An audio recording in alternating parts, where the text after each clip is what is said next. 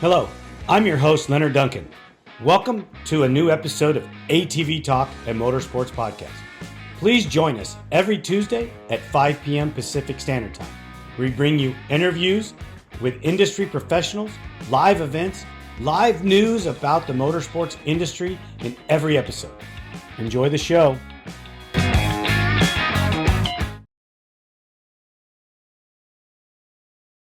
Gavin Jenkins, welcome to ATV-TALK. How are you, brother? I'm doing good. How you doing?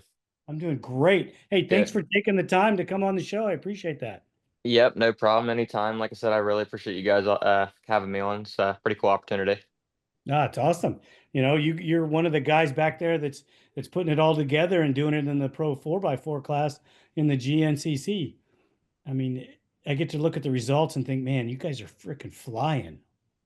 Yeah, I've had a pretty solid year, honestly, this year. I think we got 4 out of 6 podiums so far, so that's pretty good. Like I said, we definitely put in the work on the off season to get there. So it's been pretty nice to see the all the hard work paying off, and definitely excited for the rest of the season. In our pre, you were talking about racing a lot of sport quads. When did you start riding those The 4x4 or the sport quad? sport quads? Honestly, I don't think I didn't even start racing quads until I was about 15, getting ready to turn 16. I always I mean, our whole family, we've grown up on farms, and my stepdad was big on dirt bikes. He used to race double A back in the day, and we've always kind of had blood in our lines, and like I said, we always kind of grew up racing and not racing, but just riding. And then about whenever I turned 15, I was like, man, I kind of want to go race. And then, started racing a little bit. And instantly from the beginning, I was just completely hooked on it. So raced 15. So I'm 26 now. Yeah. So Raced a long time on sport quads. yeah. Yep. Yeah, I raced sport quads up until, oh, 20 22. I had to turn around and look back there because the first year, whenever I switched to 4x4s, I ended up winning 4x4A. So had to turn And around. that I was couldn't remember the date. in 23, you raced A. No, in 2022, I raced 4x4A my first year on 4x4s, and we got the championship. And then actually at the end of 22, I went the last 3 races to 4x4 Pro, and then been 4x4 Pro since then. And you ride a similar to machine to Cody, correct? Yeah, like I said, a lot of us top pros, honestly, I think are probably around the top 5. We're all on pretty much identical bikes. Like I said, all of our suspension and everything, of course, has got a little bit different clickers and everything like that to them. But as far as setup wise, we're all running basically the same quad minus tires and handlebars and stuff like that. But That's that's pretty cool. Um, yeah, when you talk about racing sport quads and racing 4x4s, Cody has a back issue. That's mainly why he runs the 4x4, but he still goes back and trains a little bit on his sport quad. Do you do the same thing? yeah, I definitely like to always keep a sport quad pretty close to me, especially our locals. Some of the locals down around our area, from Ohio, so a lot of them are pretty tight, technical stuff like that. So on the big machines like a 4x4, it's kind of a little bit trickier to get around some of these tracks. But yeah, like I said, truthfully, I kind of went to the 4x4 almost for the same reason. Like I raced the PM, for many years, and like just kind of struggled with back issues. But whenever I was 16, just messing around on a track on a dirt bike, I hit a jump and broke 8 vertebrae in my back. So whenever I did that, I just kind of had lingering back issues throughout, just getting older or whatever. Were you pretty talented on a motorcycle in the woods? I'm not gonna say super talented, couldn't have gone pro or anything like that. Like I said, I definitely, I mean, I'd like to consider myself a solid B class rider on a dirt bike. Like I said, I can hold my own. If I put some actual work into it, I might be a little bit better, but definitely, 4 wheels is where I like to stay. Well, if you know much about the history of ATV racing, it takes years to become a master at it. Some of the Oh guys yeah, win championships, race them for 10, 15, years before they finally win those pro titles. So yeah, for sure. you still got a ways to go. Yeah, like I said, still pretty young in the sport, so hopefully we're going to be here for a long time, and maybe we'll eventually get one of the number one plates. When you guys line up in that class and I know you're out there with those guys. I get to watch the videos. Hmm. I am amazed that you guys can drift those things through the turns, through the trees, and it just seems like it's just fluid. It's super easy. Yeah, like I said, it's definitely not easy. Definitely gets a little sketchy in some moments for sure. I don't think these big machines, they weigh 1,000 pounds. I don't think they were meant to go this fast, but definitely over the years, with Kevin Cunningham, Landon Wolf, Cody, they've all just evaluate or took the game to different heights. You know what I mean? So it's like we're just pushing these bikes further and further, and we're only going faster with them. So.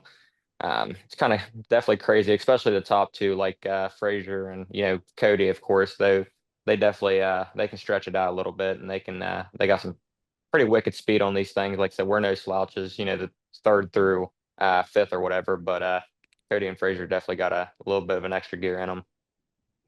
So when you guys are out there, it's Mickelson and you and I believe it's Worf. Yeah, Cade. Yep. Yep. I mean, you guys seem to always be mixing it up pretty close there. You're all about the same speed. Yeah, I like to think. I mean, truthfully, between me, Mickelson, Cade, Dayton Hickey, Braden Reed, honestly, I on a good day, I don't think you could throw a blanket over all of us. That third place position is always open. It's just going to be who got through the out or who got through the lappers the cleanest, or just had a flawless day, basically. So. That's that's what Yeah, makes it yeah, fun. yeah, makes the racing very interesting. So when you're sitting on the starting line, you're like not just sitting up there like, ah, it's gonna be a boring day. Like if one of them's on it, then it's gonna be a battle to the end for sure. I watched some of the results and a couple times this year you've fallen back. And when I talked to Cody in the race reports, he says, "Well, Gavin had to get off." Is Hmm. it is it evolution for you? Are you going through that process where you're learning that speed and the limitations? Yeah, for sure. I think this year I've definitely, I ain't gonna lie, Florida I had a pretty nasty get off when I was running in third place, but I think like you said, it's just the elevation of the game. Starting to go faster, just trying to hit lines different, hit kickers different. Like I said, with high risk is little reward. So, like I said, definitely going a little faster. Being on the edge, you got a little bit more, things to look out for. But other than that, like I said, just slowly figure it out, piece it all together. It's just a big puzzle, and so you can figure it out first. Right on. You mentioned that you grew up on farms. Is that something that you do now for a living? Is farm No, I actually own a heating and cooling company, so that's what I do during the weeks. heating and air? Yeah, yep. My dad actually had it for, multiple years and just kind of like a family thing. It gets passed down. And then there a few years back, I took over ownership. And then since then, we just, Monday through Friday, that's what we do. And then on weekends, we go race four-wheelers. You got to love that, right? Yeah, yeah. It's not bad. Not a bad gig. I've only been back to Ohio a couple times. I'm used to Southern California. Everything is super Hmm. close together. You know, the communities back there are spread out a little bit. How hard does that make it for your business? Not honestly, not bad at all. Especially where I'm at. I'm kind of like right in the middle of a lot of different big towns, surrounding like basically put me here, and then I got four big cities just kind of right around me. So it's pretty easy for us to just kind of go out and get some work done. And like I said, we do pretty good with what we do, and like I said, everything goes pretty smooth with it. Well, I wish you were closer. I'd have you come put an air conditioner system in my house because Yeah, there we go. I mean, I can travel. We'll come see mine's places. 40, bro, mine's 40 years old. Oof. Yeah, Yeah, I yeah, live in that's a got some age on it.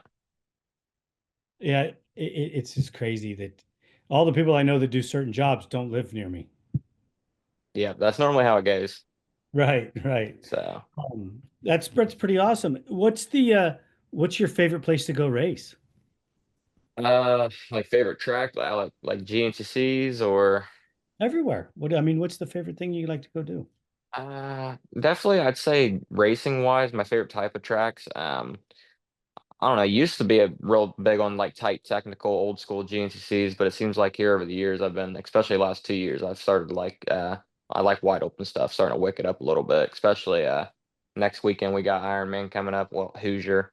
Definitely looking forward to Hoosier. So we've been having a lot of kind of tight, not tight races, but kind of like, well, of course, power line, it was just a mutter, so you couldn't really do anything there but survive. Uh, but like I said, definitely ready for a good Hoosier, good dry track, and let us all get out there and battle it out. You think you guys are going to have good weather? Uh, well, it's gonna be May in Indiana, so I feel like there's gonna be about an 80% chance it's gonna be a mutter. So I'm hoping for the 20% chance that it's not gonna be a mutter. I don't know. I haven't asked. I need to text a couple people see if how bad weather they're getting up there. I know here in Ohio it just rained probably. I don't know. It's been raining the last 3 hours today. So Yeah, that's why I live in Southern California. yeah, yeah. I don't blame you there. I was actually before the interview. I was out there cleaning out my gutters because the rain was backing up and getting over on my sidewalk. So. Oh, that's crazy stuff. Well, I mean, we have to deal with a little bit of heat, but um, we don't get a whole lot of. I was just talking to somebody this morning. We maybe had 8 days of rain. Yeah, you can't beat that. Yeah, I mean, it's just, But you what's know, the temperatures up there? well, this weekend it got up over 100. Yeah, Today, it was in the 70s. that ain't bad. No, it's not bad at all. But No, that's good weather. I think even in the heat, I mean, I don't mind the heat, so I'm okay with it. My wife, on the other hand, oh boy, it's Yeah. freaking 82 degrees, and she's like, "Oh my God, it's hot! I'm dying!" Oh, geez. Turn the AC on. Yeah, exactly. But it's not the end of the world. You know, you guys get so many opportunities to race. You were talking about your locals being more tight and technical. Hmm. You're still young enough, not, I don't know if you really realize how tight and technical woods racing used to be. Yeah, I know growing up, honestly, because like I said, my dad raced the dirt bikes and everything, and a lot of my family used to race quads before we were any or even old enough to do anything. And we used to go to a lot of the District 11s and watch them back in the day. And that's back when, men were men and tracks were tight and it made for some good racing. Like I said, all my relatives, older relatives have the stories of course, the Blackwater and all that good stuff. So definitely wish. I think I grew up in the wrong era. I would have liked to been a part of some of that stuff, but I definitely like the racing we're a part of now. So Because I've never talked much about the local stuff with Cody. What do you think the difference in width wise to a national GNCC race to a local is? I mean, if you had to measure it off, are your courses 2 inches narrower, 3 inches narrower? I mean, I'm not really gonna say they're like much wider or narrower as much as just like say you go to a national, you're almost guaranteed like a 9 or 10 mile track, and it's not gonna be like a easy track. You're gonna have some good obstacles in it. And say the locals, I mean, a good local around us is around 5 to 6 miles. So we go out to a national, we're doing well, all of the ones this year, we've been doing 5 laps, but we go out to a local, we're doing 8 to 9 laps, and we're only racing an hour and a half. We're, making 12, 13 minute long lap times, but just depends on the locals you go to. Like I said, that's one of our locals that's close to home. Now I know if you go out to like a IXCR or A Works or New East Coast, something like that, they're set up pretty good. They're almost like a mini national. Um, but like I said, just biggest difference with the nationals to the locals is, at the national you got, 300 to 400 quads out there, and all of them kids are national level. They're all going fast. The faster we all go, the more the track's going to get chewed up.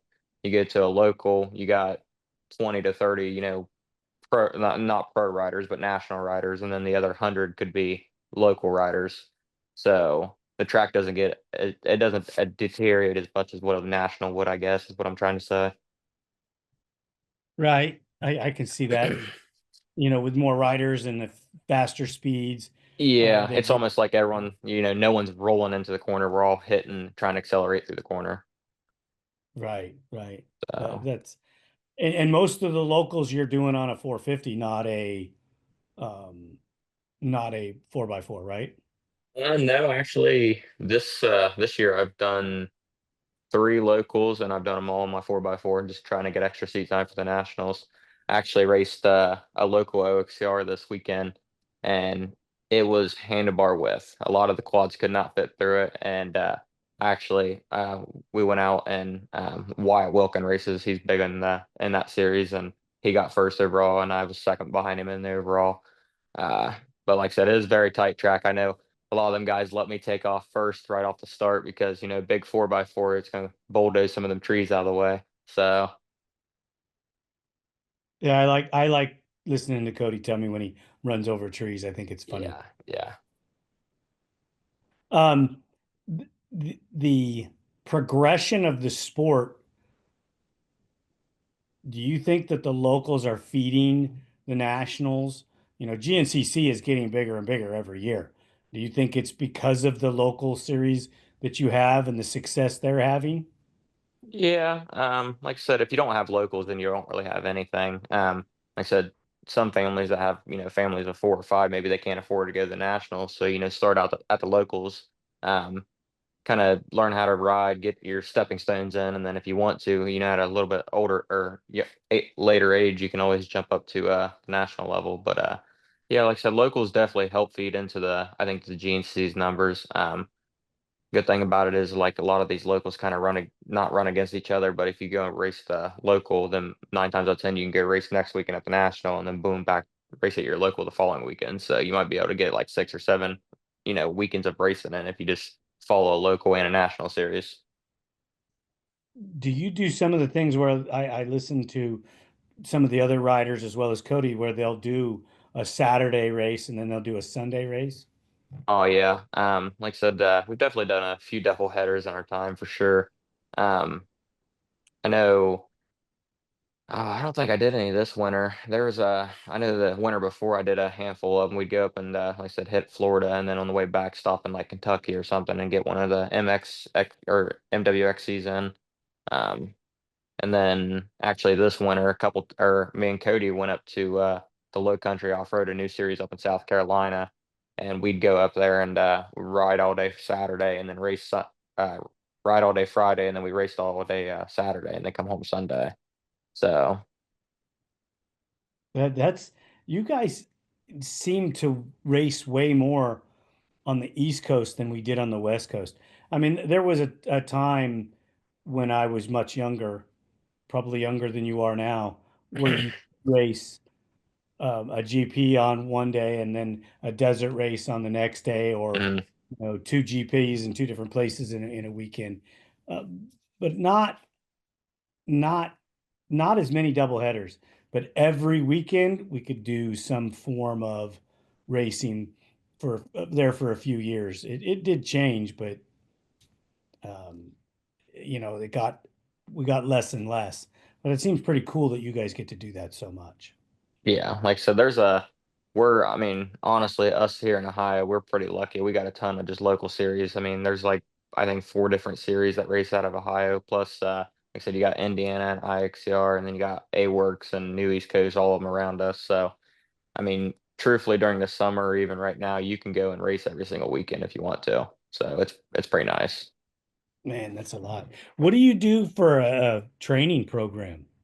I actually been working out hard with so I got married November 2nd this year, and then me and the wife went on the honeymoon. And when we got back from the honeymoon, I started with Levi Cohen over or Outliner Performance, and I've been on his program well up until today. So, like I said, still on his program, still going strong with it. Like I said, I definitely believe in his work, his process, and I think that's where a lot of my results came from this year for sure. What does that entail? That, if you don't mind me asking. Just truthfully, I mean, like runs, lifting weights, hard cardio, just being dedicated to the program. Monday through Friday on off weekends, we're busting our butt either in the gym or up, running around the track or something. Like I said, he breaks us down a weekly, Monday through Friday workout schedule, and then we just follow it to the T. And then, like I said, he lets us know if we're slacking, and he kind of sets it up to a different way to know, like, you go in there and you got to stop, watch yourself, and record yourself and everything, and send it back to him. That way, he knows you ain't fibbing about it. So it's pretty cool how he's got it set up, and like I said, he definitely knows what he's talking about. So. Does he monitor you so that on a race week? Are you looking for the best suspension technology for your sport ATV? Look no further than Elka Suspension, the industry leader in sport ATV suspension technology. With championship wins in prestigious events such as the Dakar Rally, Score, Best in the Desert, ATV MX, Cross Country, and Works, Elka Suspension has established itself as the go-to choice for athletes and enthusiasts alike. But they don't just stop at ATVs. They're constantly expanding into new markets, including UTVs, trucks, SUVs, pit bikes, snowmobiles, and more. Their commitment to innovation and quality means they're always looking to improve and adapt so you can enjoy a smooth ride wherever you go. Want to learn more about what Elka Suspension can do for you?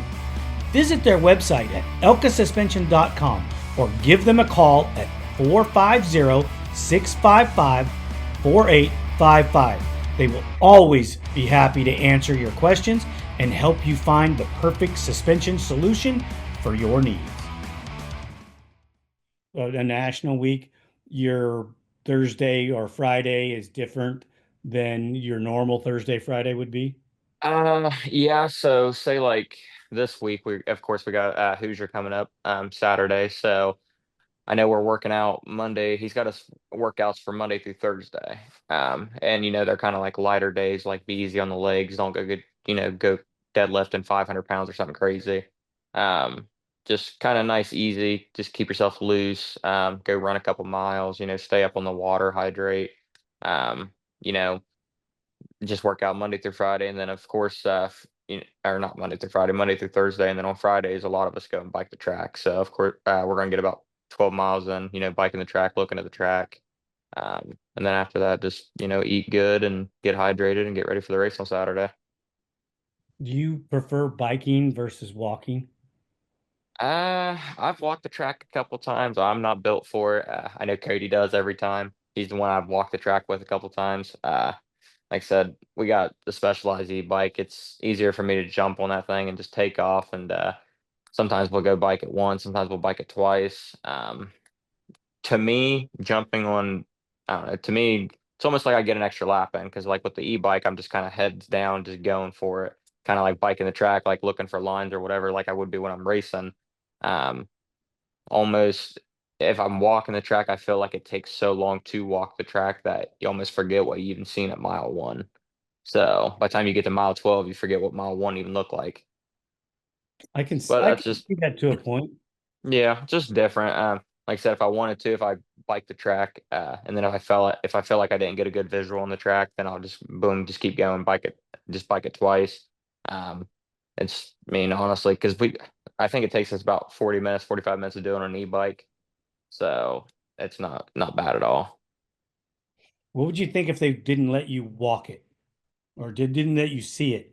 Just when the green flag dropped, I'm you fine just with that. yeah. Yeah, I think I'd be okay with that. I'm kind of like an enduro style. You just go out there and just race blind track. Um, but yeah, like I said, I don't know. I'm big on, I mean, like all my locals, whenever we go to the locals, I know I've raced a couple of them throughout the years, but all the like new locals I go to, I don't bike or walk any of them tracks. I might go walk the start or whatever, like the first 100, 200 yards. But after that, it's just, rest of it's just blind. So Yeah, a lot of the stuff I've done out here on the West Coast has been no practice. You just yeah, yeah, green just flag go dropped, for it. you can see it. Yeah. Be like Supercross, give us a parade lap, but then they're gonna be pulling so many people out on the first lap or on the parade lap. Yeah, I'm not for bigger races, longer course races. I'm not into that. Yeah, Um, no. uh, That'd make for a nightmare. yeah, it just takes too long. Yeah. I mean, I wish that because they do a lot of pre-running in Mexico. Hmm. I don't think you could ever cut it out, but I think they need to put a transponder on them guys, give them one shot.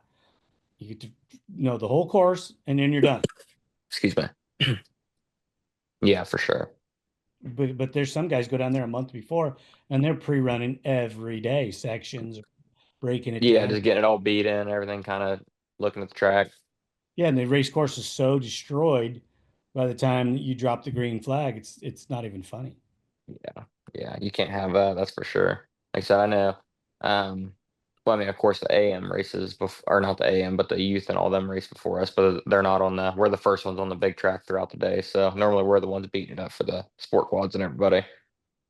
Do you think that that gives the sport quad guys an advantage having a professional class? You know, because you have two professional classes. You have your pro class and you have the women's pro class that go in the morning. Do you think Yeah. that helps the XC1 and XC2 classes have a better race? Um, Depends on the track conditions for sure. I mean, if it's muddy, no, we probably destroy the track for them. Make it deep because I mean we do have. You got to think the four by four is most all the four by fours, not even counting pro class. Even in four by four C, I think there's like 24 by fours this year. So there's like probably a total of 54 by fours, if not 60 on on the AM track. And we run 25-inch tires, and they run what uh 22-inch tires. So they're already at a disadvantage from the get go. But I think some tracks like especially tight tracks, we open it up for the sport quads. Like I said, I've had Stephen Harrell, Wyatt. They've all came up to us, talked to us on the line. Ronnie Rush. They're always like giving us knuckles before pro introductions, saying go out there and make that track wide for us, especially at like Talladega this year because it was a new venue. Real tight for the quads, but I like to think we kind of help them out a little bit on some of the dry races, knocking some stuff down, opening up some lines. But other than that, I think they're fast enough, they're good enough riders. They don't really need our help. You know what I mean? I do. I do. Yeah. I just figured that Ah, man. it's okay. It's okay. Yeah. I just figured that it's, I'm thinking more of a good weather track, maybe something that had a light rain, that's good dirt. It's, you know, you Yeah. know, Kind of pack it in for them.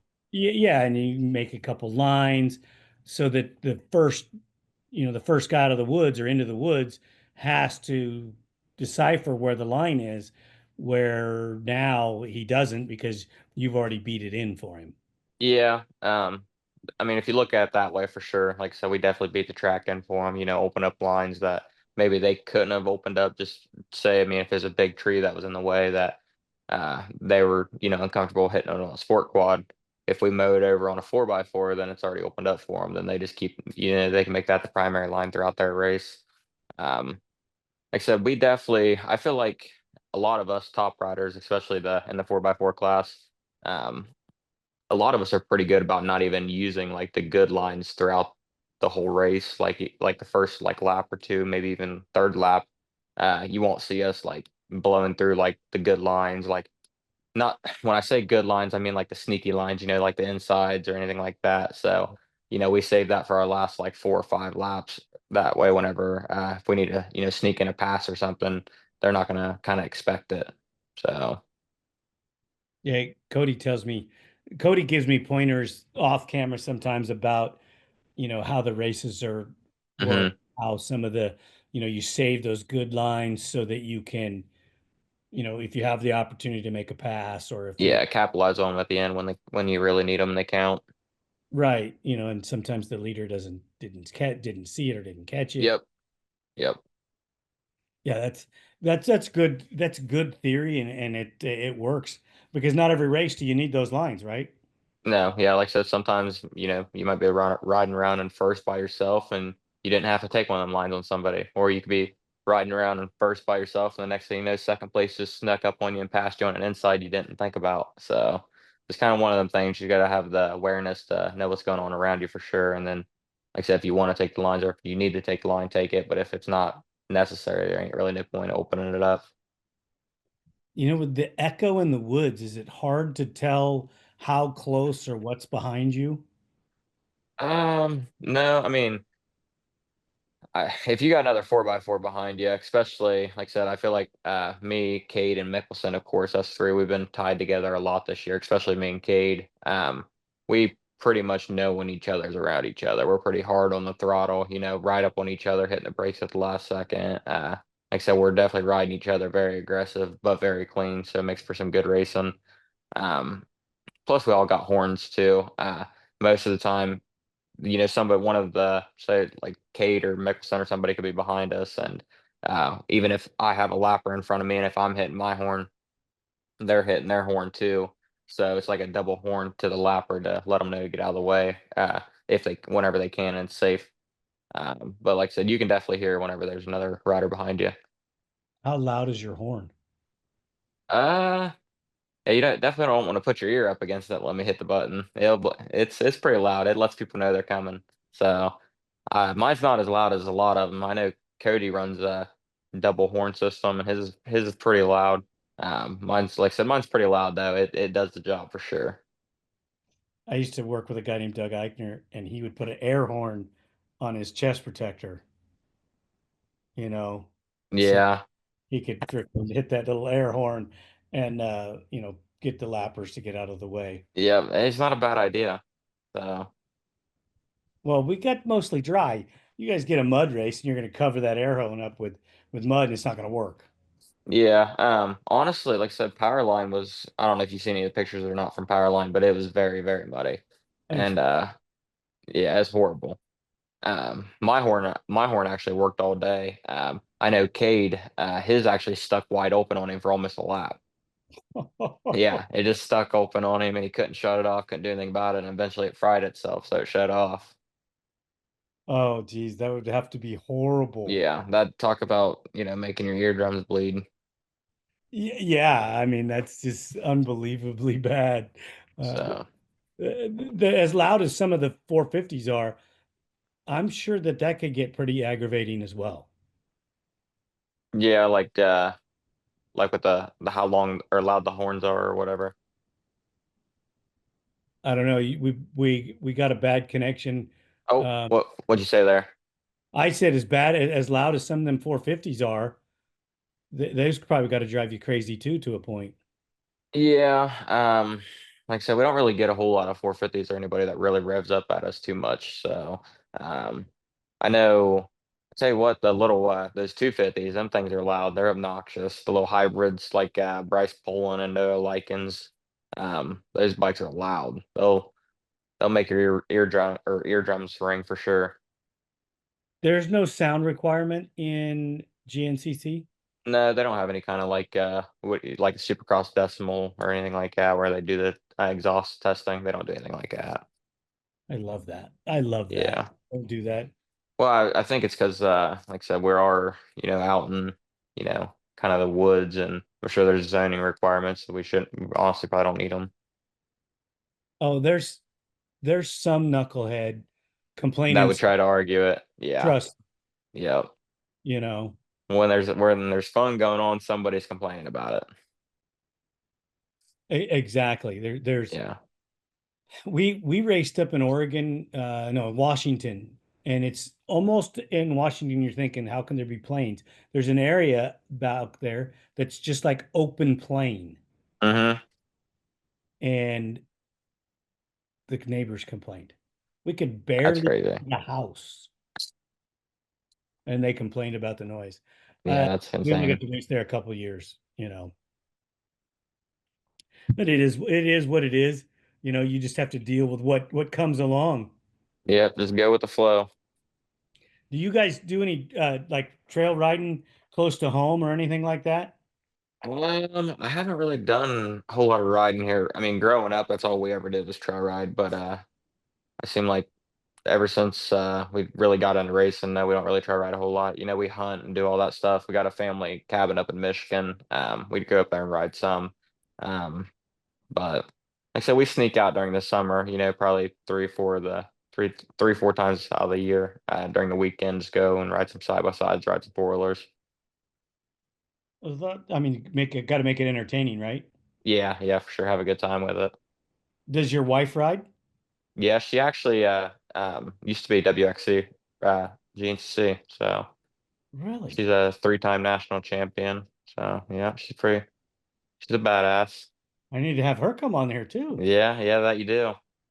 Dang. Well, you need to, you have that app. You need to have her send in a time to sit down and talk to me. Yeah, I'll have to do that for you. Like I said, she's kind of, like I said, we had a lot going on last year, with the wedding and getting all that planned out, of course. And um, she did a great job planning that, and then kind of took a step back from racing last year, and she's actually raced the first two of our locals this year, and been doing very good. Got third over the weekend, so proud of her for that. I think maybe here soon we get her an appearance back out at the GNC season, see what she's got. Like I said, Nice. she's got I think five WXC podiums. So yeah, Nice. Nice. That's pretty awesome stuff. Keeping it in the family. The wife races, you race. yep, for Make, sure. that makes it even better because she's more involved. She understands what's going on. Oh yeah, like I said, that's actually how we met is from racing. 2018, we raced this B class together at a local series, and she actually kicked my butt the first three or four races, and then it was me and her that battled down to the last race of the season for the championship. So it was pretty cool. You let her win, right? No, I had to beat her. I couldn't make her head that big. Come on now. Dang. You're a brave man. Yeah. And then ask her to marry you after that. She doesn't even poke at you with that? Oh, she definitely pokes at me. No, she gets what she wants now. Okay. All right. So you give her the win now, right? Yeah, yeah. Hey, you're a good man. You're a good man. Yep, yep. Later on in life, you'll know how good that is to do. Happy wife, happy life. Something like that. Yes. Yes. To a point that there's total truth to that. Yeah, for sure. I mean, it's good that you keep it in the family. How do you work your pit crew stuff? I mean, who pits you when you go to the races? Your wife? Well, she's always giving me my water bomb and my goggles. And then my dad actually, he gasses me. He's gassed me ever since I've been able to ride a four wheeler. Wouldn't trade that up. And then one of my good buddies, Jeremy Harlow, he's actually been doing a lot of work to my four wheeler this year.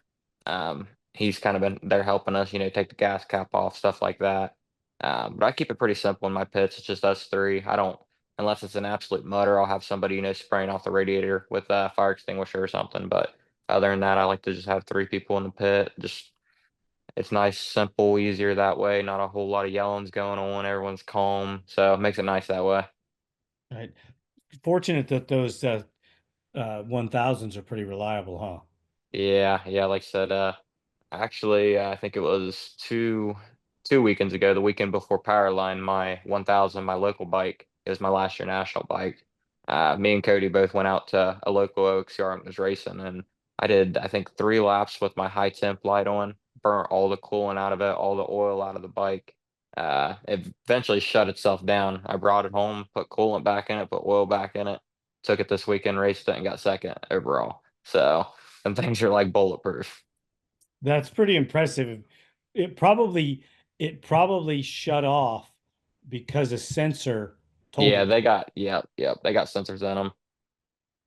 They got more sensors So than the car does, probably. yeah, well, our bikes have, I don't know if Cody's ever mentioned it, like limp mode. So if they ever hit limp mode, they just kind of shut down. Like my white bike, the national bike has limp mode, but the red bike, it's got limp mode, but I kind of have it bypassed, so it'll go until it basically goes until it blow up. So Isn't that kind of dangerous to a point? not like blow up. I mean, like the motor blow up, but like at a national, I mean, we don't, us 4x4 pros, we don't have any throwaways. So, every position counts, every race counts. So like I said, if I was a national, you'd probably take it home in a box at that point. Right, right. Yeah. Run records or checkers. That's a good saying. When you're racing in the pro class, there is a little bit of money on the line. You do, Hmm. you know, you Yeah. Like I said, I don't think any of us are really making a full-blown living out of it, that's for sure. But I mean, there's bragging rights on the table. There's a little bit of money on the table. So like I said, we don't get no throwaways. Everything counts towards our overall at the end of the year. So even if, we're not doing hot in the class, you can still go and do great in the overall. So just keep on trucking along. What's your future goals for racing? Definitely want to get that number three this year. That's going to be that's a big goal I want to achieve. Finish the year number three. Um, finish top three overall in the points. I don't just want to be number three in the class and not top three overall.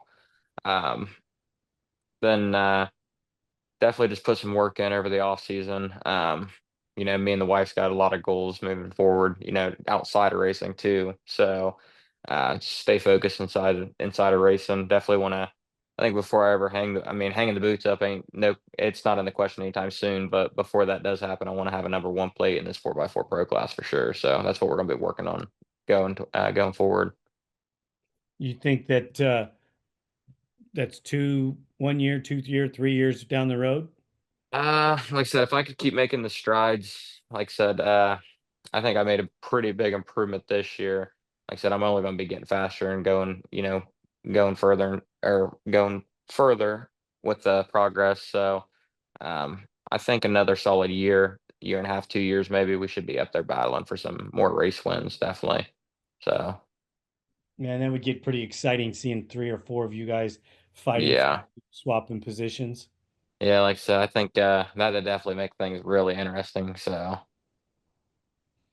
Yeah, that WXC class is crazy.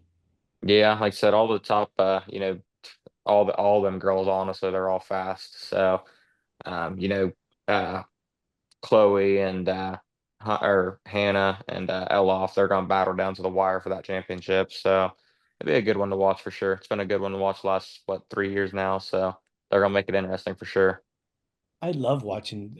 You know what, on Saturdays, I spend a lot of time, building machines. Uh, Hmm. my day job, my normal job is building ATVs and working for an ATV performance company. And Okay.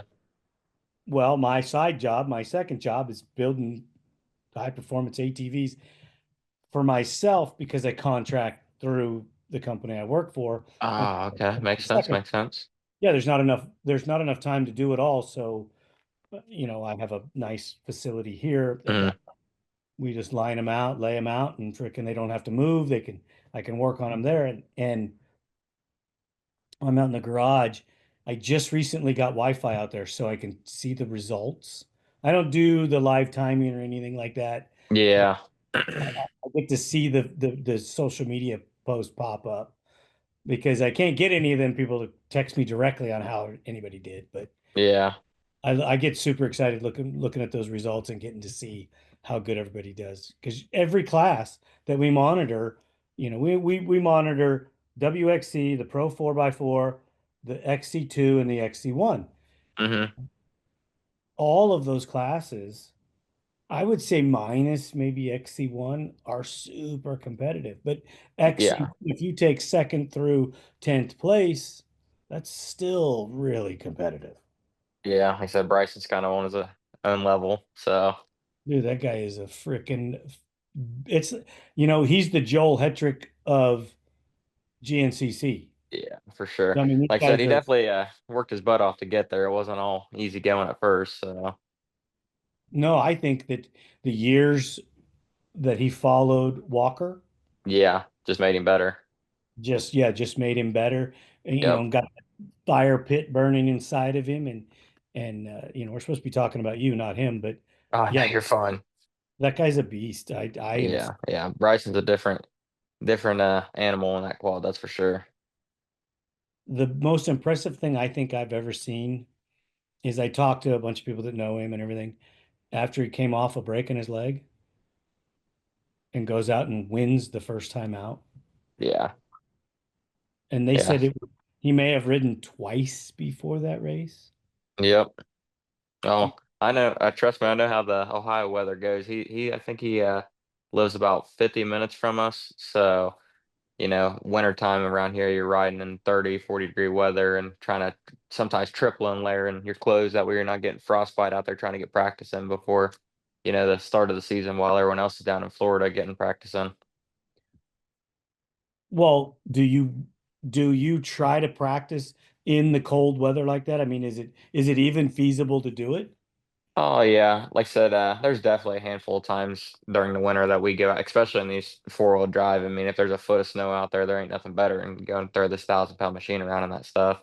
So, like I said, I got my over at my parents' house. The probably like a 5 mile loop that I grew up on.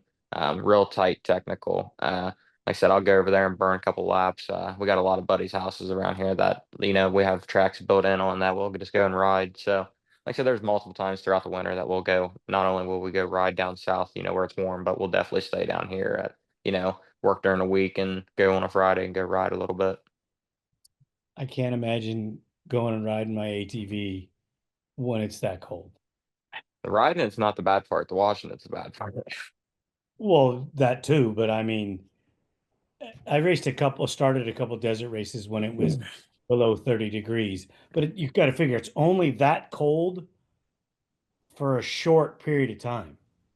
Yeah, yeah, Then it warms up. yeah, With you, true. it doesn't warm up.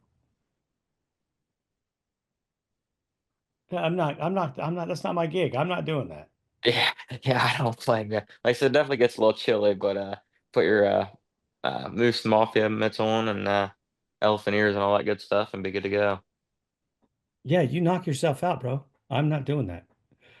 I Yeah, mean, I guess ride time is ride time, but I try not to do it as much as what I used to, but I still have to try to do it every now and then. how do you keep the cold water out of your boots? I try to not hit the water holes. I take my time around the water holes and then I hit the throttle a lot harder on the straight stretches. You got to pick and choose your battles. Yeah, okay. I mean, I'm learning something here, but Yeah, yeah, that's still the one mistake, and your feet are freezing, and yeah. unless you're wearing heated socks. No, no, I don't run heated socks. Like I said, I have a couple times I have to do the old concrete trick. Put plastic bags over your feet and put your boots on because I wash my boots 2 days before a race and they'll still be wet when I go to put them on. Oh, wow. So, but no, that's as far as I go with it. I guess you could try that during a race, but I guess my feet or my boots ever get wet, I just go with the flow. Kind of like a little bit of AC on them. Well, yeah, what are you gonna do if you're racing, there's nothing you can do. You just got to do it. Yeah, yeah, just go with it. Man, you guys are I think you guys back there are way tougher than we are out here, or maybe I'm just getting old because I just have no desire. I raced probably 10 mud races my whole life and Oh yeah. hated every one of them. You guys probably, so you're from East of California, correct? Right. I'm like inland of San Diego, about 25 miles. So we're in Okay. the hills out here, and we don't ever race local. Mm-hmm. We had a couple races, a mud race in Northern California, um, and it was pretty bad. We had a couple mud races at Glen Helen. They get pretty bad, but Mm-hmm. That'd be pretty cool to go race at Glen Helen. it's nostalgia. I wouldn't tell you that it's anything super cool unless they lay the track out really bitchin'. Like if you go to a Mm-hmm. race and they've laid the track out and made it really cool. There's been some formats that were really awesome. This year, to my knowledge, it might be the second year, but they used to run Glen Helen September, October, where it was 100+ degrees. Oh yeah, I don't want no part of that. Yeah, I mean it was bad. And this year they moved it to the rainy time. It's either hot or muddy. Yeah, yeah, no in between with it. No, not with Glen Helen. But it's Yeah. still, if you catch it on the right time, on the right weekend, for nostalgia reasons, it's Mm-hmm. like going back and riding Redbud, Oh yeah. or Washougal out here. You know, Yeah, that'd be cool. one of the things is Doug Eichner was from Washington, and that was his home track.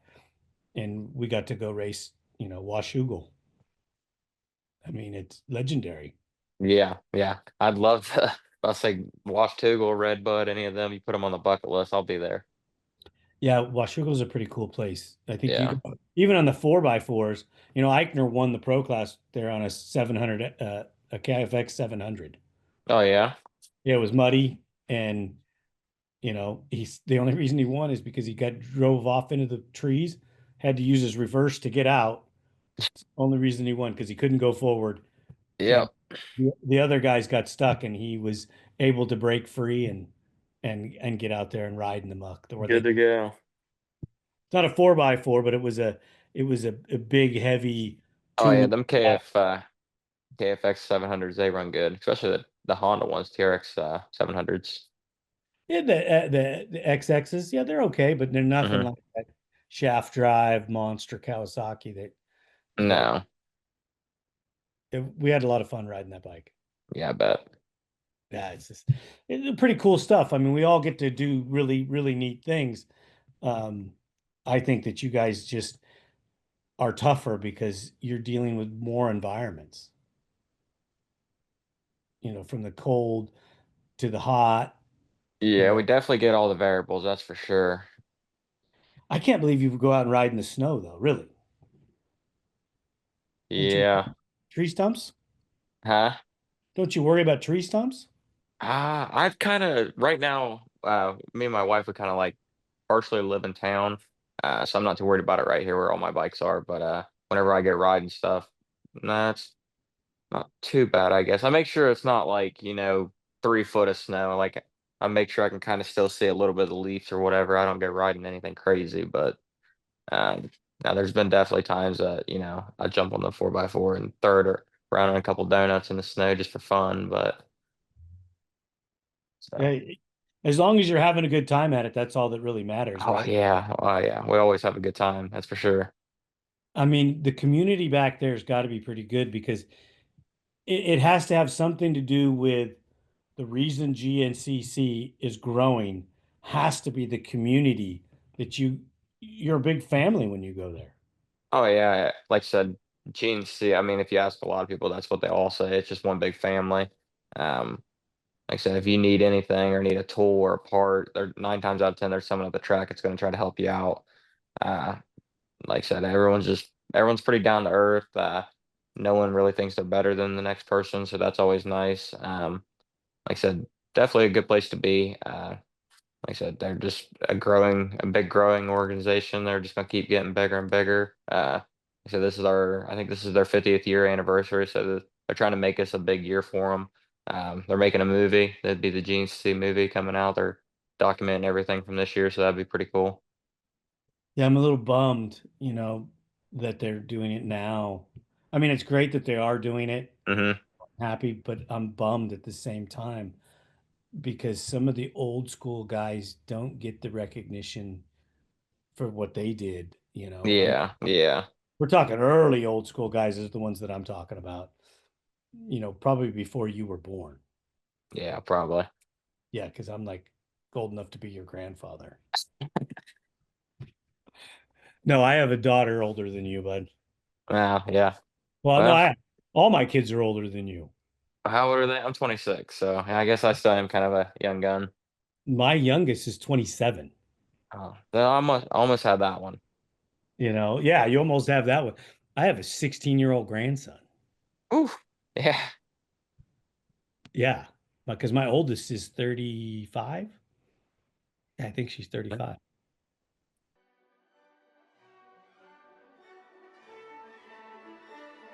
Are you ready to be captivated by one of nature's masterpieces? Discover the breathtaking beauty of Antelope Slot Canyon, a natural wonder in Page, Arizona. Join us on a guided tour and immerse yourself in the mystical light beams, rich colors, and serene landscapes.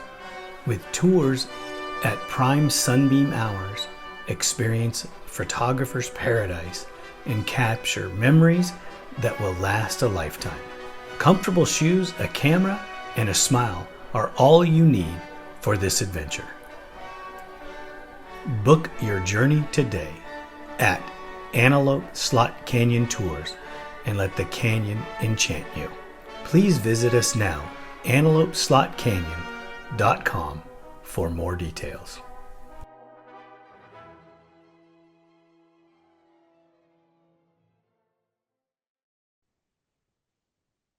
So yeah, I mean, we spread it out. We spread it out because 35, 33, 32, 30, and 27. It's almost every 2 years. That's a good gap. Yeah, I got three of them when they were older, but it doesn't matter. They're still mine, you know. Yeah, yeah, for sure. So I don't But blame you there. yeah, kids are great. You Yep. know, you're still young, and it's look at if you look at the pattern of ATV racing,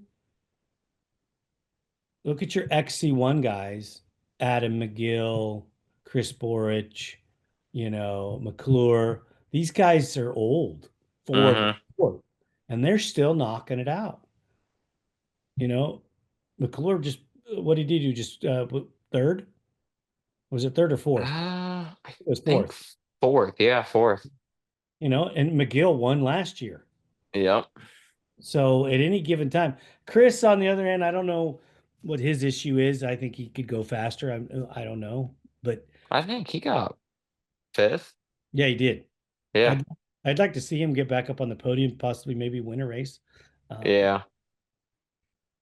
he did. I don't think he likes the Yamaha as much as he liked that Suzuki. Yeah, I think that's just a big transition for him. I mean, you can't go winning as many championships as he did, and then, you know what I mean? Like when you're comfortable in something, you're comfortable in something. If you throw off your whole game plan, it ruins everything. So, but he's still out there having fun doing his thing. So he's gave a lot to the sport. So he ain't got nothing really left to prove.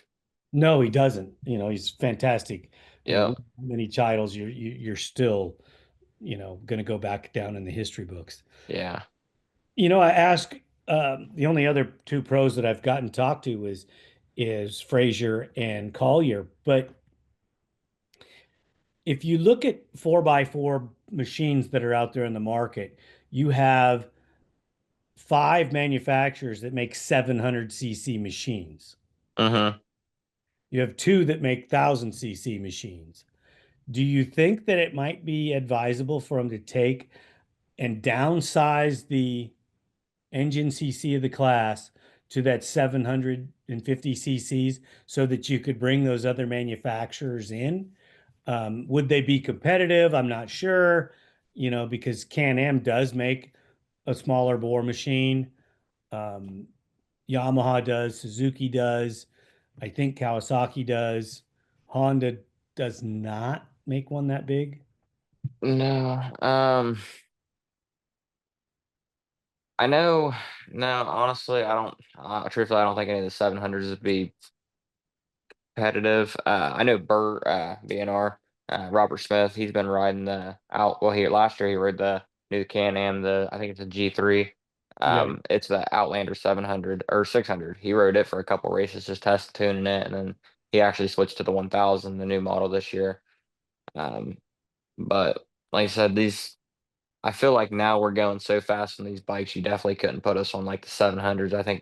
Truthfully, I think we'd either blow them up or just break them in half. We're pushing the bike so hard. Like I said, back in the day, you really never heard of a whole lot of people breaking the Can-Ams, the 1000s, 850s, they were bulletproof.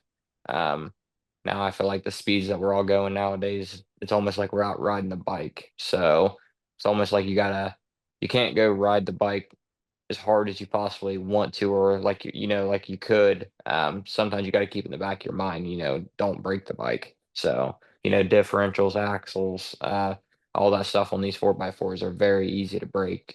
Just got to know when to jump, when to let off the throttle. Just be as smooth with the transition.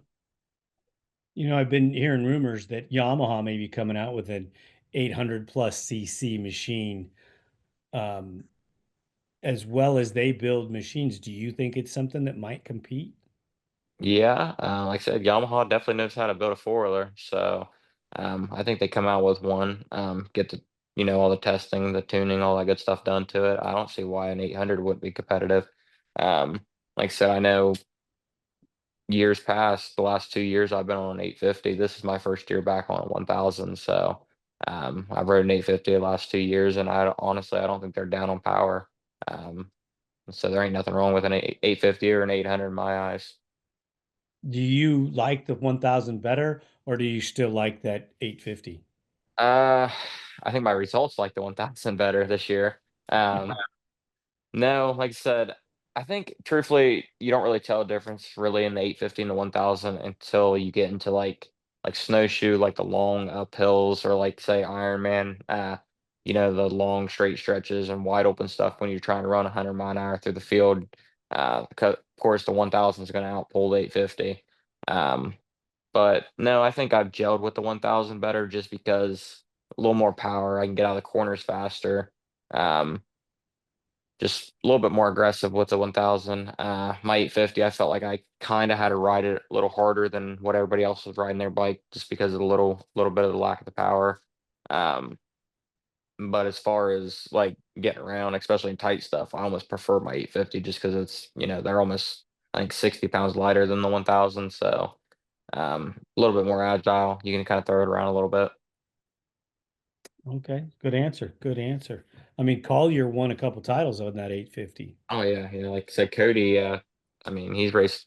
I think his last 2 years he's been back on a 1000, but before that he raced like 2 or 3 years on the 850. Right. What do you So, think of the Renegade going to the Gen 3 platform? I like it. I mean, I don't think they're bad. It's definitely just going to be like everything else. You're going to have to work out the kinks. You're going to have to build parts for it. I think it's going to be a handful of years before you actually see it, competing for a number one title. I think slowly throughout the next couple of years, probably, I don't know, the next 3 or 4 years, you might see them transition slowly into the pro classes, but you'll probably see them more in the amateur classes come up about. I like to think a lot of us are going to stay on these, the Can-Ams we're all racing now. The XXCs, they kind of come more set up for, woods racing right now. But like I said, just here in the next couple of years, I think, everybody over at B&R, Robert Smith and all of them, they'll definitely make the new model. They'll make it a good bike. So you don't think that well, what if you can't buy the Gen 2 chassis? Oh, you'll be able to still buy the Gen 2 chassis, I'm pretty sure. Only if it's used. They I don't replace know. If they replace it with a Gen 3, they're not going to make it anymore or sell it anymore. Well, they made, what is it, the 25? They made a Gen 3 and a Gen 2. But that's in the Outlander. Uh, and they made a 2025 XXC too, I believe. It's the Renegade is in the Gen 2, Yeah, but but like, okay, I see what you're saying now. Yeah, okay. So, yeah, they'll probably still keep making the Gen 2. I couldn't see them discontinuing them for a couple years, but I mean, if that's what we're gonna have to do, then that's what we're gonna have to do. But I know there's a couple people that's KMK Off-Road Michael Seegers. I think they end up buying the Outlanders, and you can actually trade a lot of the parts off the Outlander. Like take the Renegade stuff, put it on the Outlander, and basically make it look just like the Renegade and race it. But that's just what a lot of people's doing now, just because you can only get the parts for the Renegade, not the Outlander. well, I really enjoyed the machine I got to go test Yeah, 3. And I'm not a huge 4x4 guy. I'm a West Coast guy. I've been riding sport yeah. I cars. haven't even rode one yet, so I don't really have much room to talk about them, truthfully, until I get on one. Uh, I haven't ridden a Gen 2, so I don't know. Other than I jumped on that thing with mixed emotions for getting on a 4x4. Yeah, And then I got out there and had a ball riding that thing. yeah. I, Like I said, I think anything Can-Am, they've got it situated. That's for sure. So unless we're talking about a 450. yeah, yeah, yeah. You don't want to ride there with their DCs or whatever they were, the 450. That's okay. That's okay. We were pushing the Honda back then, and we didn't do a whole lot of stuff. I don't think we got started to do something with it, and then it went away just as fast as it came in. So we, backed away from it. Hmm. And when you can't keep up with the work you have, why would you start working on another model? Yeah, yeah. I don't makes sense. Total sense. Ah, well, brother, I really appreciate you taking the time talking with me. Please make sure you thank your wife for letting me borrow you. And I'm serious. Show her the app, have her book a deal. We'll sit down, talk ATVs with her. Okay, yeah, cool deal. Like I said, I'll go in there and I'll put the bird in her ear and I'll tell her to get on here and have an interview with you. All right. Remember, I don't interview anybody. Oh yeah, never mind. We'll just have a talk. Yeah, just I want to get all the dirt on you so that I can publish it, Yeah, there you go. There you go. No, I'm kidding, brother. Thank you so much. I've been hearing a lot about you from Cody. I've been watching your results. It's great to finally get to talk to you. And now all I need to do is get out there to a race and meet you, face to face. And Yeah, for sure. Like I said, come on out, have a good time, and we'll definitely put on a show for you.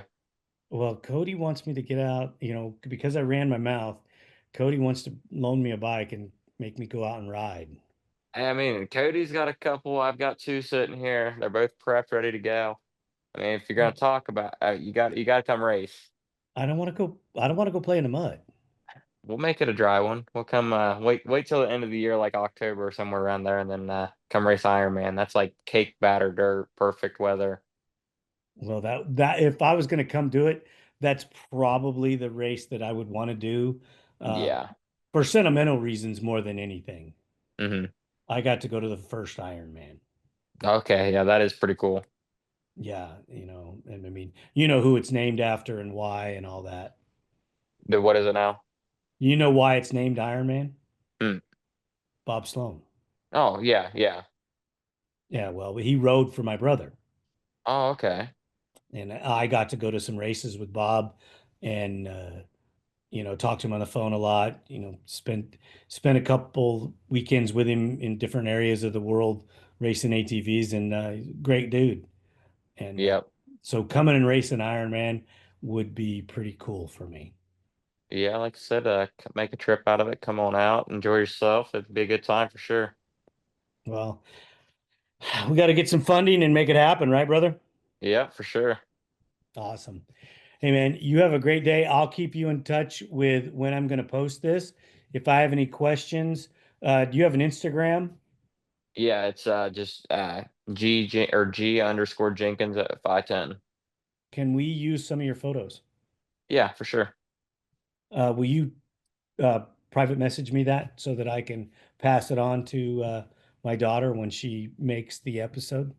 Yep, yep. Like I said, I'll when we get off here, I'll send that over to you and we'll be good to go.